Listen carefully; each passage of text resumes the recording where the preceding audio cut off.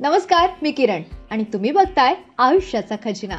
मित्रांनो, आपण आपल्या तब्येतीची फार काळजी घेतो आणि तब्येतीचा विषय निघालाच आहे तर घी बद्दल बोलूया। घी हे आपल्या शरीरासाठी खूप महत्त्वाचं आहे, पण बाजारातून आणलेले घी जर नकली असेल तर ते आपल्या शरीरासाठी हानिकारक आहे। एकतर घी फार महाग मिळतं आणि त्यात भेसळ केली तर ते आपल्या शरीराला फार नुकसान देणारं ठरतं। त्यामुळे हे महत्त्वाचं आहे की आपण जे इतकं महाग घी विकत घेतोय ते शुद्ध आहे की नाही हे पाहणं। तर आज याच विषयावर आपण चर्चा करणार आहोत। यात आम्ही तुम्हाला काही सोपे उपाय सांगणार आहोत ज्यामुळे तुम्ही पडताळणी करू शकता तुम्ही आणलेलं घी असली आहे की नकली हे पाहायला। मित्रांनो, घी मध्ये नक्की कशी भेसळ होते हे आधी जाणून घेऊया। यात हायड्रोजनेटेड तेल मिसळवलं जातं जे आपल्या शरीरातील बॅड कोलेस्ट्रॉल वाढवतं आणि त्यामुळे हार्ट अटॅकचं रिस्क वाढतं। या व्यतिरिक्त यात खराब व्हेजिटेबल ऑइल मिसळवलं जातं, यात डालडा मिसळवलं जातं, तसेच वितळलेले लो क्वालिटीचं बटर यात मिसळवलं जातं।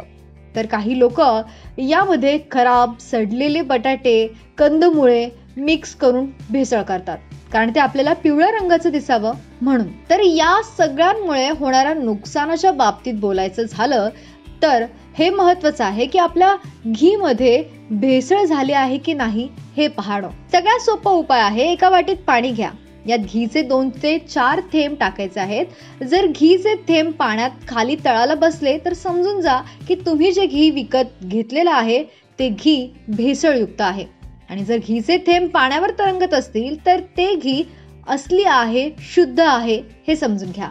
तर पाहिलं की किती सोपं आहे शुद्ध घी आणि अशुद्ध घी यामधला फरक ओळखणं। तर मित्रांनो, दुसरा सोपा उपाय आहे, तुम्हाला तुमच्या हातावरती घीचे काही थेंब घ्यायचे आहेत आणि त्याला थोडा रब करायचा आहे आणि जर हे पूर्णपणे वितळत असेल तर समजा हे घी असली आहे।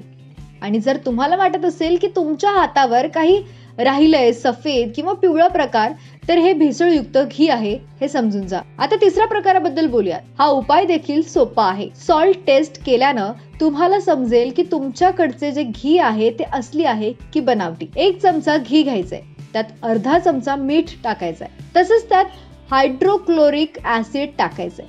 या मिश्रणाला 30 ते 40 मिनिटांपर्यंत असंच ठेवून द्या। जर 30 ते 40 मिनिटांनंतर या घीनं रंग बदललं, म्हणजे या घीचा रंग निळा किंवा लाल झाला, तर तुम्ही समजून जा की यात भेसळ करण्यात आली आहे। आणि जर घीचा रंग तसाच्या तसाच राहिला तर समजा की हे शुद्ध घी आहे। मित्रांनो, जर तुम्ही घरात जे घी वापरताय त्यात केमिकलचा वास येत असेल किंवा खूप विचित्र वास येत असेल तर तुम्ही हे समजून जा की हे शुद्ध घी नाहीये, यात भेसळ करण्यात आली आहे। कारण शुद्ध घीचा एक वेगळा सुगंध येतो। पुढची सोपी पद्धत आहे, तुम्हाला 2 चमचा घी उकळून घ्यायचंय आणि यात कमीत कमी 24 तासांपर्यंत याला असं सोडून द्यायचंय।